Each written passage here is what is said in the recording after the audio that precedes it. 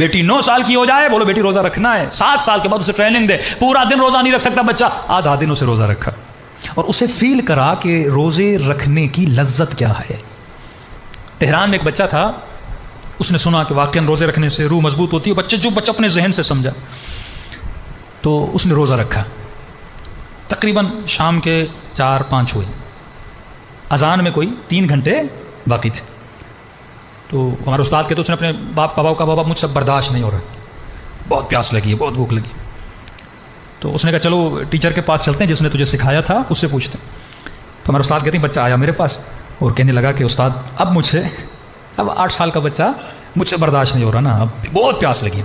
اس نے دیکھو بیٹا پانی پینا ہے پی لو، میں تجھے روکتا نہیں، لیکن اگر ابھی پیو گے ساری جو محنت تو نے کی ہے نا ضائع ہو جائے گی، لیکن میں تجھے ایک گارنٹی دیتا ہوں کہ کون سی، کہ اگر تو اذان تک رکے گا نا اللہ تجھے ایک بہترین گفٹ دے گا، تو بہت خوش ہوگا اس سے۔ کہ پکا؟ اس نے کہا پکا۔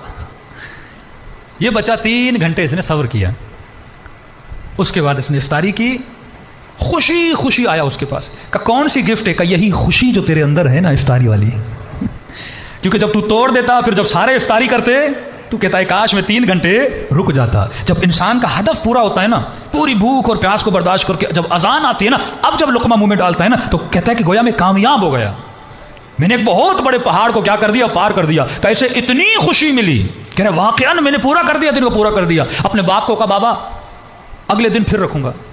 اس کا والد کہتا ہے کہ مولانا میں نے کہا اس نے اتنی بھوک کاٹی میں نے اسے اٹھایا نہیں، کہ بغیر سحری کے اس نے اگلے دن روزہ رکھا، کہ وہ خوشی مجھے بار بار چاہیے۔